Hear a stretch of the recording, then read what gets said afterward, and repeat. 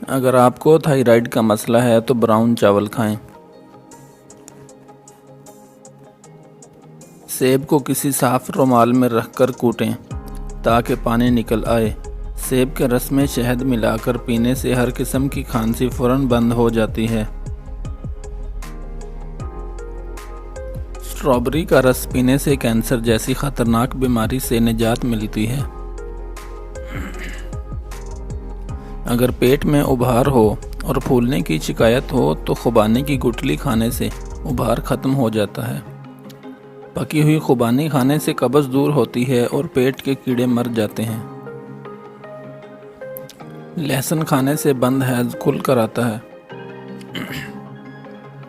بیٹھ کر کھانا کھانے سے جسم میں طاقت آتی ہے۔ لال آلو کھانے سے عورتوں کا سینہ چوڑا اور چھاتیاں طاقتور ہو جاتی ہیں۔ ایسے افراد جن میں خون کی کمی ہو بینگن کا سالن زیادہ کھائیں۔ جو خواتین خوبصورت بننا چاہتی ہیں وہ دودھ میں ایک سیب ڈال کر صبح نہار منہ استعمال کریں۔ جس کے پیٹ میں رسولی کا مسئلہ ہو وہ نہار منہ دار چینی کا قہوہ بنا کر پی لے۔ کچے سیب کے ساتھ شہد کھانے سے جلد ٹائٹ ہو جاتی ہے۔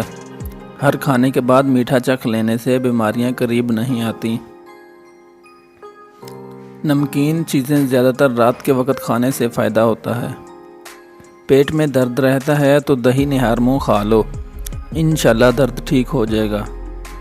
اپینڈکس کیا ہے؟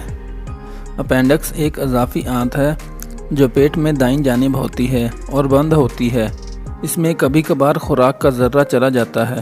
چونکہ یہ ایک بند آنت ہے اس لیے وہ ذرہ اس میں سے نکل نہیں پاتا اور زہر بن جاتا ہے اور انسان کے پیٹ میں شدید درد ہوتا ہے، اور اگر اس کو بروقت آپریشن کر کے نہ نکالا جائے تو انسان کی موت واقع ہو سکتی ہے۔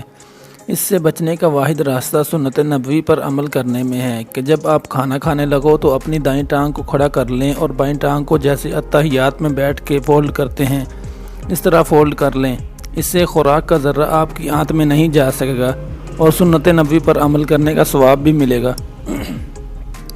اگر آپ کیڑے مکوڑوں کا خاتمہ کرنا چاہتے ہو تو آپ اس کے لیے کچن کے راستے، کچن کے دروازے اور کھڑکیوں پر چاک سے ایک لائن کھینچ دیں تو یہ آپ کے کچن میں داخل نہیں ہوں گے۔ آرٹیفیشل پھولوں پر گرد و غبار جمع ہو تو ان کا حسن ماند پڑ جاتا ہے۔ ان پودوں کی خوبصورتی برقرار رکھنے اور ان کی صفائی کے لیے ان پر نمک چھڑک دیں۔ تھوڑی دیر بعد ان کو کسی صاف کپڑے سے صاف کر لیں۔ رنگین کپڑوں کو دھوتے وقت ان کپڑوں کو تھوڑے سے پانی میں ملا کر رات بھر کے لیے بھگو دیں۔ اس سے کپڑوں کا رنگ دوبارہ سے چمک اٹھے گا۔